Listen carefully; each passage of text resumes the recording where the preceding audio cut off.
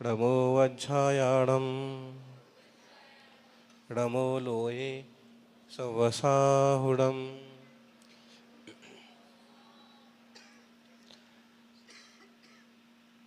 तुभ्यं नमस्त्रिभुवनार्तिहराय नाथ तुभ्यं नमः क्षितितलामलभूषणाय तुभ्यं नमः श्रीजगतः परमेश्वराय तुभ्यं नमो जिह्वबोधधिशोषणाय तुभ्यं नमो जिह्वबोधधिशोषणाय। जयकारा। आदिम तीर्थेश्वर आदि विधाता देवाधिदेव महादेव ऋषभदेव भगवान की।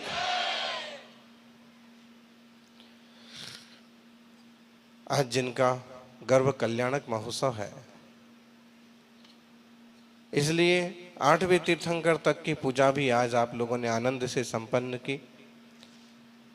पहले से ध्यान रखते तो ज्यादा आनंद आता। फिर भी अष्टम तीर्थेश्वर चंद्रप्रभ भगवान की, जिनालय के मूल नायक 16वें तीर्थंकर शांतिनाथ भगवान की, जिनका शासन काल है वर्तमान, जिन शासन वर्धमान महावीर भगवान की, आचार्य श्री आदि सागर महावीर कीर्ति विमल सागर जी महाराज की, तपस्वी सम्राट गुरुवर आचार्य श्री सन्मति सागर जी महाराज की, बोलो आचार्य भगवान सुनील सागर जी गुरुदेव की, आचार्य भगवान के चतुर्वेदी संघ की।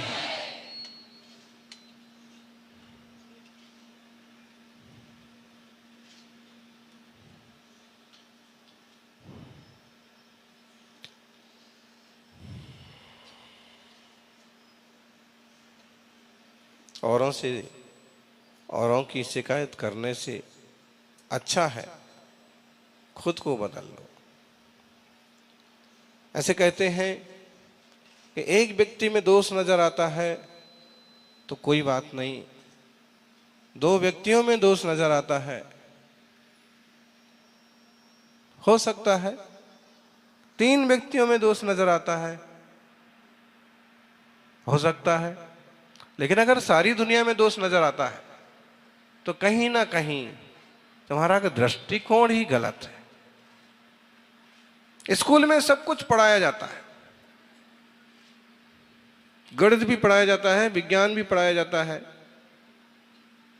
सामाजिक विज्ञान भी पढ़ाया जाता है, इतिहास भी पढ़ाया जाता है, भूगोल भी पढ़ाया जाता है,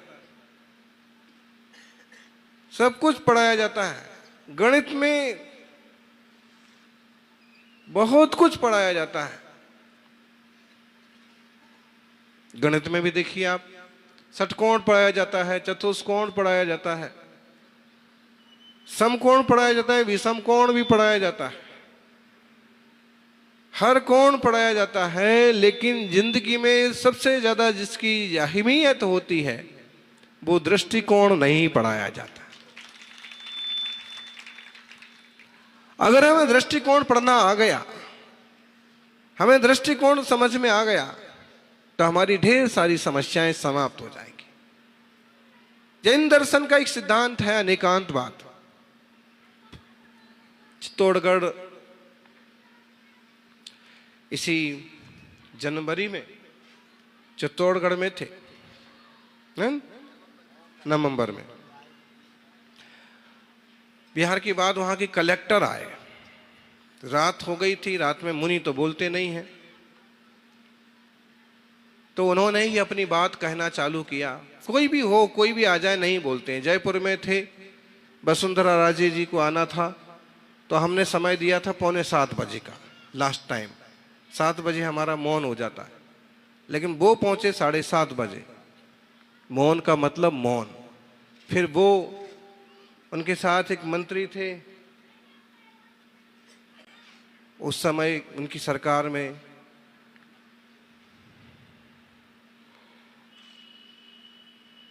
चतुर्वेदी थे, प्रणामी थे, नहीं मौन खोला तो नहीं खोला, मौन मतलब मौन। तो उन्होंने अपने बात, लेकिन ये हमारा अच्छा भाग्य है कि कोई हमारे व्रत संयम में दखल भी नहीं देता है और बुरा भी नहीं मानता है।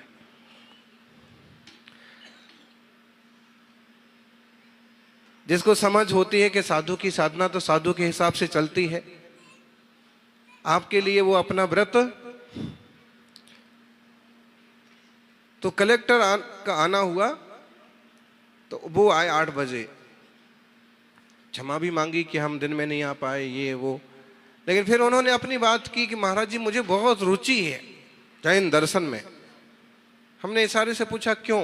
बोले कि इसके सिद्धांत अहिंसा और सत्य को तो दुनिया जानती है, लेकिन इसका एक और खास जो सिद्धांत है सप्तभंगी अनेकांतवाद।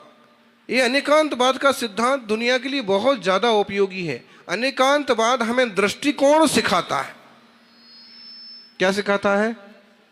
दृष्टिकोण सिखाता है। दृष्टिकोण मतलब आप किस एंगल से देख रहे हैं, आप किस एंगल से बात कर रहे हैं, वो अपनी जगह सही है, वो अपनी जगह सही है। अद्वैत ब्रह्मवाद की बात करने वाले अपने स्थान पर सही हैं, द्वैतवाद की चर्चा करने वाले अपने स्थान पर सही है, अहिंसा सत्य सदाचार शाकाहार की चर्चा करने वाले भी सही है।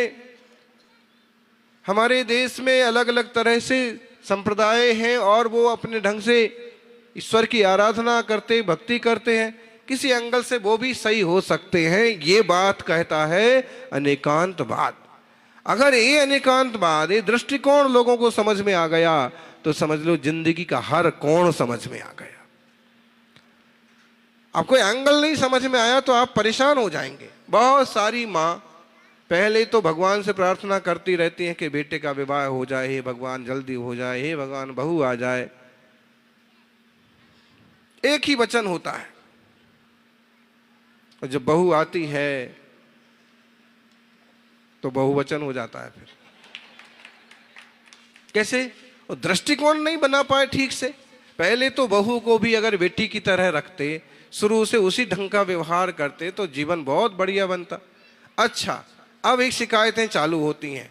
बहू आती है, बहू को बेटे के लिए लाए हैं, बेटा बहू दोनों मिलजुल के रहेंगे, अब माँ को शिकायतें चालू होती हैं। ये तो बिल्कुल आजकल बदल ही गया। ये पहले तो चाय भी पीना होती तो माँ मम्मी आवाज लगाता था, और अब तो बस घरवाली का ही नाम लेता रहता है। होती ना शिकायत है? अरे सब आपके जैसे थोड़ी होते हैं, आपसे तो लोगों को प्रेरणा लेना चाहिए। होती है शिकायतें। अगर वो दृष्टिकोण समझ में आए कि ये दोनों प्राणी ये गृहस्थी की शुरुआत कर रहे हैं अपने, ये लोग इसी ढंग से रहेंगे तो ही इनकी भलाई है। अगर बेटा माँ माँ करता हुआ माँ के ही पीछे घूमेगा, दूसरे की बेटी को लाया है, विवाह करके लाया है, उसका ध्यान न रखेगा, उसका मान न रखेगा, दूरियां बढ़ जाएंगी, फिर क्या होगा? दृष्टिकोण, हर जगह दृष्टिकोण लगाइए, आप समाज के क्षेत्र में लगाइए। उन्होंने ऐसा क्यों कहा, उन्होंने ऐसे क्यों किया। आज आप दिगंबर मुनियों को देखते हैं, अगर आपका दृष्टिकोण लगाना आता है तो आप प्रशंसा करेंगे कि इस कलयुग में भी ऐसी कठिन तपस्या करने वाले मुनियों के दर्शन हो रहे, हमारे देश का सौभाग्य। लेकिन दृष्टिकोण बनाना ना आया तो क्या है यार, ये बात है क्या? इतना आज दुनिया इतनी बदल गई है और महाराज जी लोगों को आज ये नहीं समझ में आता है, और ऐसे इस ईगो में थोड़ी ऐसे रहना पड़ता है वगैरह वगैरह, इतनी गलतियां निकाल लेंगे कि खुद की शांति भंग हो जाएगी। कहीं भी लगाइए। आज अपन एक गली में बैठ गए, दिल्ली से चल और गली में पहुंच गए हैं।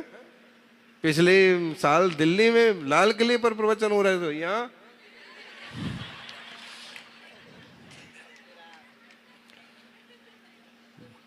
दृष्टिकोण देखिए आप। अगर वही दृष्टिकोण है कि मैं तो देखो लाल किले पर प्रवचन करता था और केंद्रीय मंत्री यूं बैठा करते थे, और कहाँ आज मैं गली में प्रवचन करता हूं, आज दुखी हो जाएंगे आप, परेशान हो जाएंगे। दृष्टिकोण, वो अपनी एक प्लेस था, वो अपना एक अनुकूलता थी, वो एक अपना मौसम था, वो एक अपना विषय था।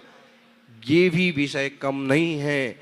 एक गली में बैठ के और लोगों के दिल को धर्म से भर देना, ये भी जीवन का सौभाग्य।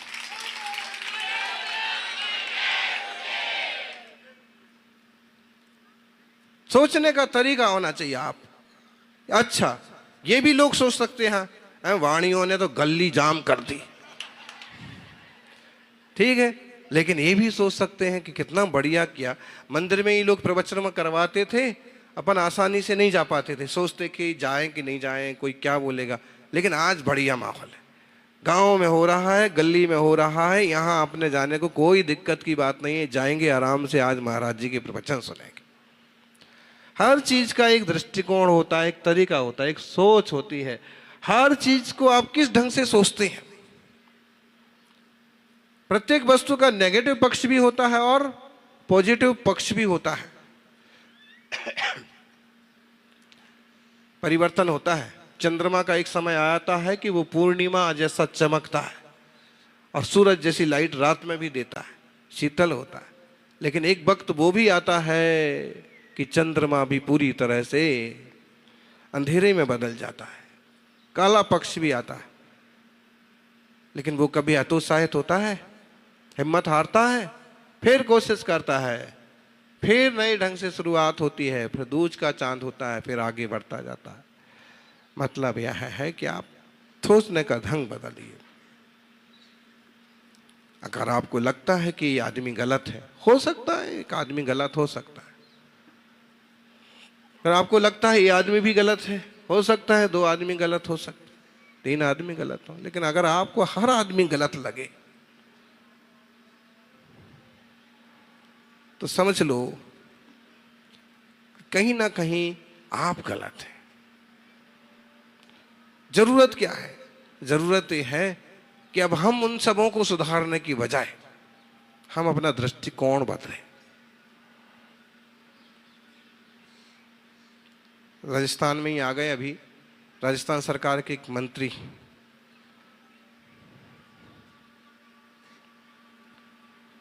बरसों मंत्री रहे, अब मंत्री पद नहीं है।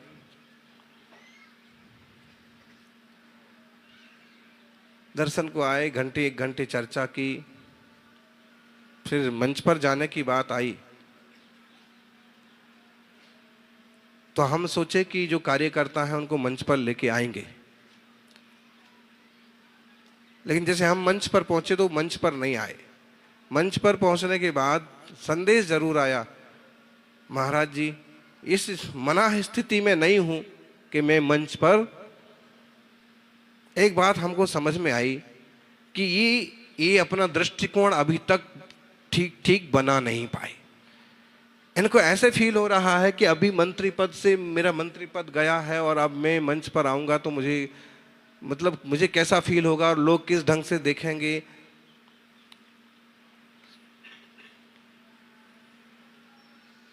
फिर हमने उन्हें समझाया, दृष्टिकोण बदलिए। एक वक्त वो था, एक वक्त ये है, और हर वक्त एक जैसा नहीं रहता है, स्वीकार करना पड़ता है।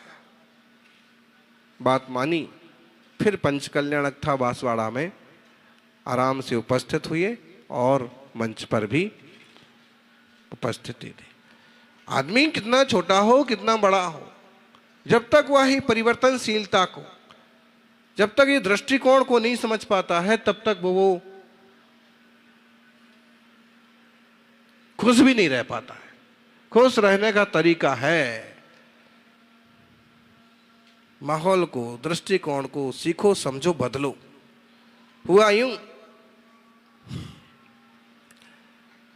ग्वालों की बस्ती से एक ग्वाल आया, एकदम नई ब्याही हुई गाय और सुंदर सा बछड़ा साथ में लाया। बछड़ा की बछड़ी, फायदा किसमें है? दोनों ही ठीक है, लेकिन बछड़ी होगी तो और आगे दूध देगी। और उसने कहा, गुरुजी बहुत खुश हूं मैं, काफी बढ़िया खेती हुई है और काफी बढ़िया पशुओं में भी गाय और पशुधन की खूब वृद्धि हो रही है। मैंने सोचा कि आज अपन एक गाय बछड़ी गुरुजी को भेंट करके आते, आश्रम में काम आएगी। गुरुकुल के विद्यार्थी दूध पिएंगे, गुरुजी की सेवा होगी, यहाँ काम करने वाले लोगों को भला होगा। गुरुजी ने कहा बहुत अच्छा बेटा, बहुत बढ़िया बहुत बढ़िया। गाय खूंटी से बांध दी, बढ़िया संचालन होने लगा। शिष्य खुशी खुशी आता, गुरुजी मजा आ गया, गाय ने 5 लीटर दूध दिया और अब मैं दूध का मावा बनाऊंगा, मावे का रसगुल्ला बनाऊंगा। रसगुल्ला रसगुल्ला किसे नहीं चाहिए, लेकिन ध्यान रखो, जब तक गाय को घास ना खिलाई जाए, गाय की सेवा ना की जाए, तब तक दूध भी नहीं मिलता है। जब तक दूध नहीं मिलता है तो आगे ना रबड़ी बनती है, ना मावा बनता है, ना आजकल नकली दूध वालों की बात अलग हो गई। ना गाय होती है, ना बछड़ा होता है, लेकिन दूध होता है। दूध नहीं होता है, वो जहर होता है। ढेरों लोग इससे बीमारियों से जिंदगी बर्बाद कर रहे हैं।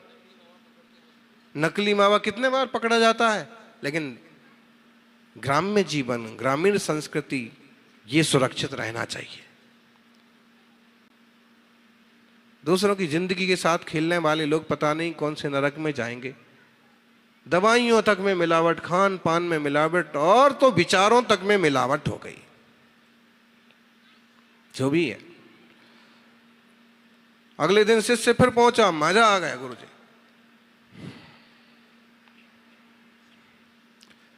रोज शिष्य को सोधा। एक दिन क्या हुआ, गाय वाले ग्वाले को पता नहीं क्या सूझा, यूं दान तो कर गया था, लेकिन कई लोग ऐसे भी होते हैं कि दान करने के बाद जब आप उनको कहो कि भाई साहब आपने तो बोली ली थी, आपकी राशि जमा कराइए, तो मैंने कब ली थी, मैंने कब बोला था। लेकिन आजकल ये ना कैमरा, ये से सब याद रहता है। आप खुद भूल जाएं और खुदा भी भूल जाए, लेकिन ये ना सीसीटीवी कैमरा होता है, ये जो चालू है वीडियो, इसे सब पता रहता है। इंसान से इसकी मेमोरी बहुत ज्यादा है। ऊपर वाले को देखा किसी ने? ऊपर वाले किसी ने नहीं देखा।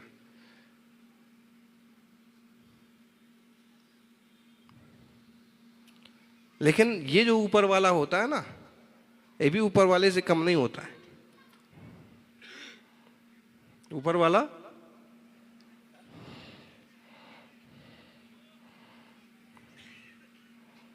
सीसीटीवी कैमरा, ऊपर वाले से आदमी डरे ना डरे, लेकिन इस ऊपर वाले से तो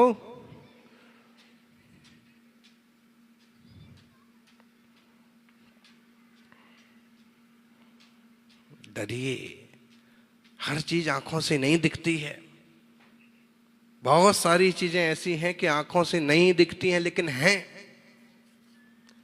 ऐसे ही भगवान साक्षात आंखों से दिखे ना दिखे, लेकिन हैं। कर्म आंखों से दिखे ना दिखे, लेकिन हैं, उदय में आते हैं, आश्रबंध होता है। इसलिए कर्म ऐसे करो कि कभी बोलते ना, वही दो आप लोगों को जो वापस आपको मिले तो आपको तकलीफ ना हो। व्यवहार भी लोगों से वही करो कि यदि आपके साथ भी वैसे ही व्यवहार किया जाए तो आपको तकलीफ ना हो। युवाओं, कई बार होता है जब युवावस्था होती है, हाथ पांव में दम होता है, किसी से भी पंगा लेने को तैयार हो जाते हैं, लेकिन परिणाम कोई मतलब नहीं है।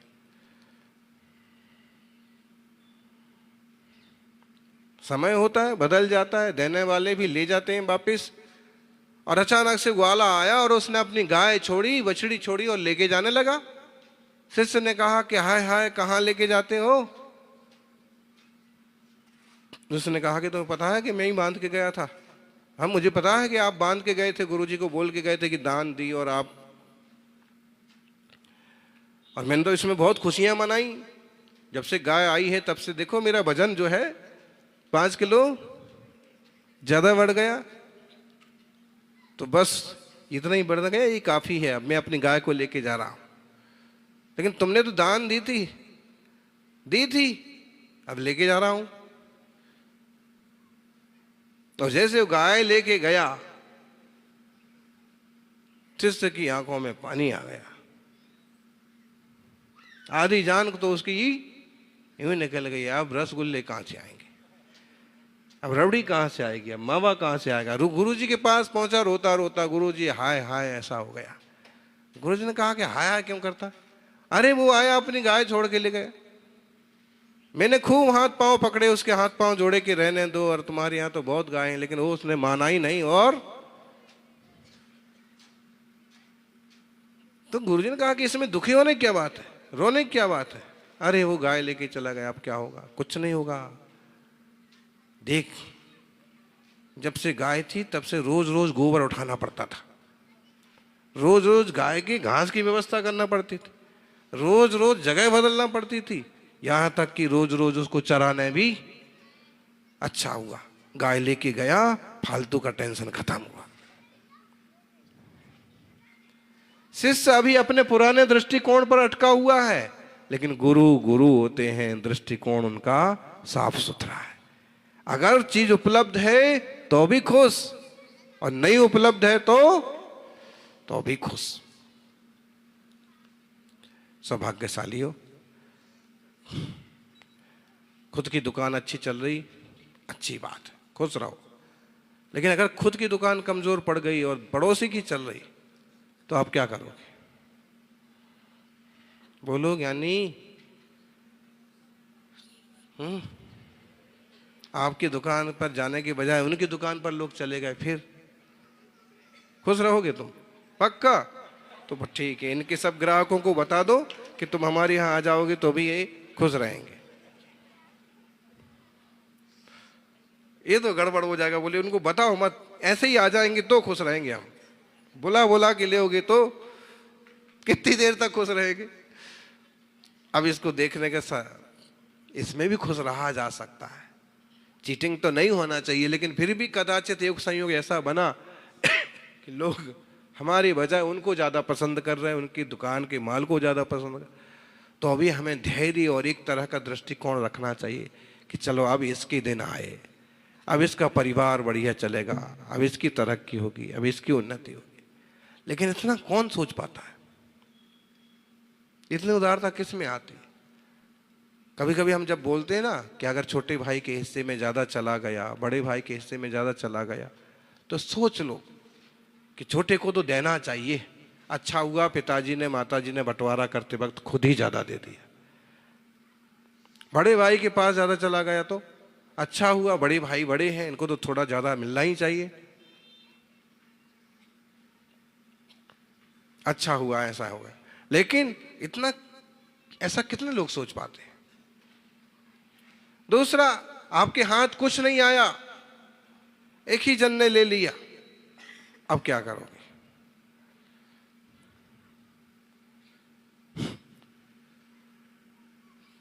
यानी सभी राम नहीं होते और सभी भरत भी नहीं होते।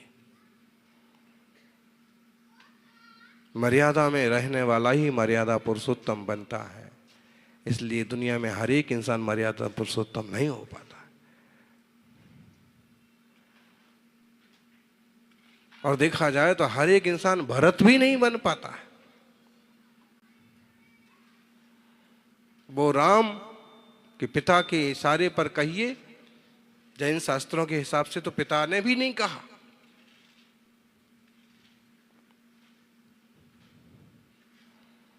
साढ़े 800 साल पुराना एक पद्म पुराण नाम का रविशरण आचार्य का ग्रंथ है, जिसमें श्री राम का चरित्र है। और उसमें इस टाइप की कथा है कि दशरथ ने कहा कि अब मेरा वृद्धावस्था है और मैं संयम के मार्ग पर बढ़ूंगा, मुझे संन्यास आश्रम में जाना है, मुझे तपस्या करना है, मैंने जिंदगी भर राजपाट सब कुछ किया, आप लोगों के लिए बहुत कर लिया, अब मुझे अपना कल्याण करना है। तो भरत कहने लगे, पिताजी आप जाओगे तो आपके साथ साथ मैं भी जाऊंगा, मुझे भी तपस्या करना है, मुझे भी संसार में नहीं भटकना है। जैसे ही मालूम पड़ा कैकेयी को, तो उसने कहा पति भी चले जाएंगे, पुत्र भी चला जाएगा, मेरे पास कौन रहेगा? कौशल्या के पास तो राम रह जाएंगे, सुमित्रा के पास लक्ष्मण रह जाएंगे, मेरे पास कौन रहेगा? तो उन्होंने कहा कि देखिए स्वामी, आप पहले आप चाहते हैं, आपकी भावना है, तो आप भले संन्यास के मार्ग पर जाएं, लेकिन मेरी भावना फिर ये है कि भरत तो ना जाए कम से कम। तो भरत कैसे ना जाएगा? ऐसा करो, आप भरत को राजा बना दो, ये राजा बन जाएगा, इस पर जिम्मेदारी आ जाएगी, तो इसको बन जाने का, संन्यास आश्रम लेने का मौका ही नहीं मिलेगा। इस टाइप की कहानी शास्त्रों में। जब श्री राम को मालूम पड़ा कि माँ ने भरत के लिए राज्य मांगा, तो उनने खुद पिता के पास जाके कहा, पिताश्री अगर भरत राज करते हैं बड़ी अच्छी बात है, लेकिन मैं आपसे एक आज्ञा चाहता हूँ। बड़े भाई का वो इतना लिहाज करते हैं, इतना सम्मान करते हैं कि हमारे रहते वो राज पूरी शक्ति से, पूरी दृढ़ता से नहीं कर पाएंगे, हर चीज को हमारे पास पूछने चले आ जाएंगे, लिहाज करेंगे। इसलिए आप मुझे आज्ञा दो कि भरत अयोध्या का राज करें और मैं जाकर के वन का राज करूं। बड़ा उदार चरित्र, हर व्यक्ति उदार नहीं हो पाता है, लेकिन ये भी बहुत बड़ा गुण है। और श्री राम ने खुद आज्ञा मांगी सामने से होकर के, और तब दशरथ ने उन्हें कहते हैं आज्ञा भी प्रदान की। उसके बाद भी आप देखिए, भरत राज गद्दी पाकर के भी राज गद्दी पर नहीं बैठे। कल युग है ये, इसमें तृष्णा इतनी है कि अपने अधिकार ना हो तो भी अधिकार चाहिए। बड़े भाई छोटे भाई की मर्यादा कौन कितनी पाल पा रहा, माँ बाप की मर्यादा कौन कितनी पाल रहा है। बड़ा सुंदर सा एक कथानक हम पढ़ रहे थे कि एक गृहस्थ ने अपना पुराना घर दूसरे को बेच दिया। काल परिवर्तन होते लोगों का दिल दिमाग कैसे बदलता है।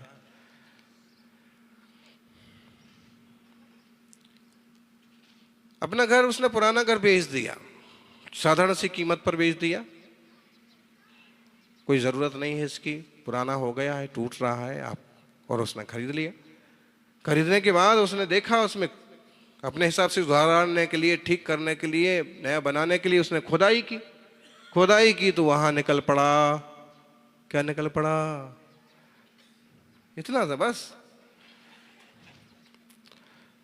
क्या निकल पड़ा? पहले जब भी ज्यादा बैंक नहीं होते ना, तो बड़े बुजुर्ग जो है वो कुछ तो घर में ही, दीवारों में ही गाड़ देते थे, छुपा देते थे। है? चूहा निकलता था।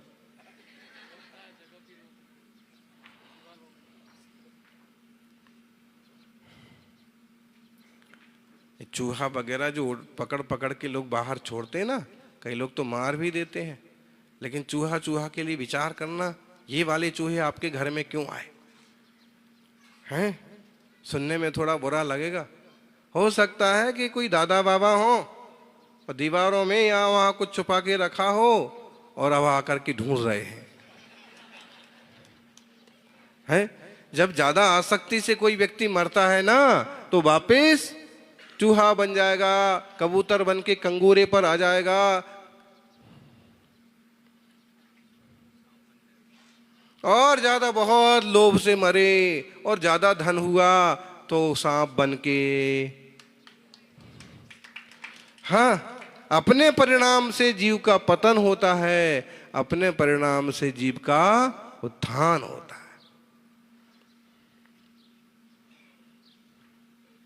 अच्छे अच्छे भाव हुए, निर्मल परिणाम हुई, निर्मल परिणति हुई तो देव पर्याय तक हो जाएगी, देव बन जाएंगे।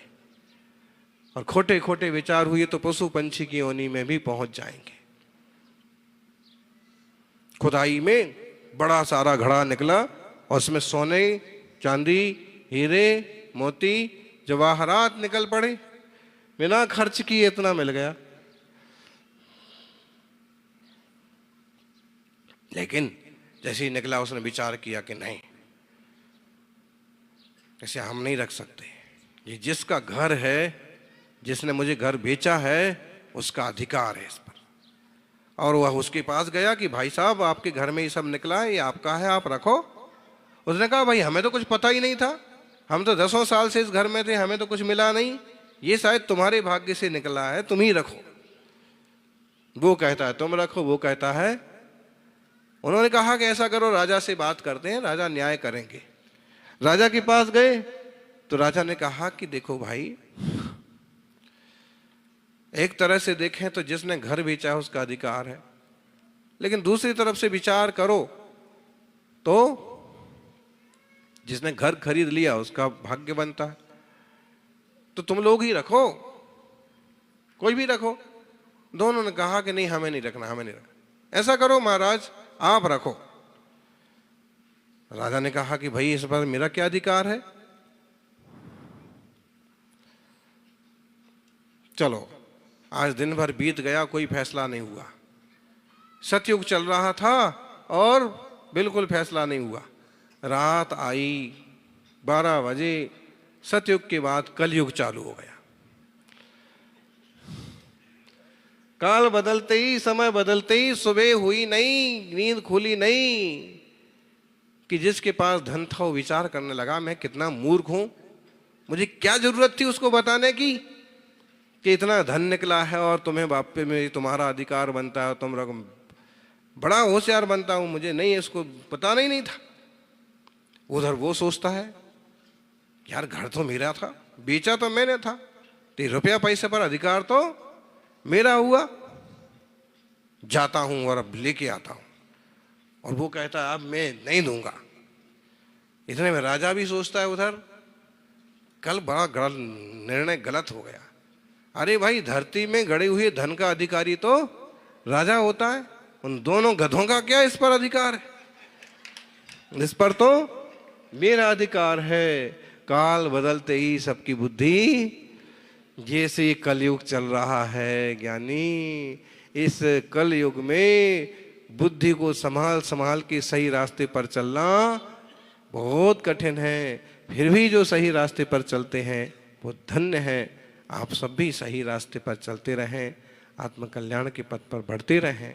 यही मंगल भावना, दृष्टि और दृष्टिकोण बदलिएगा, दुनिया तो जैसी है वैसी रहेगी। आपका दृष्टिकोण बदल गया तो आप सहज, सुखी, शांत, आनंदित हो जाएंगे। जय बोलिए चंद्र प्रभु भगवान की।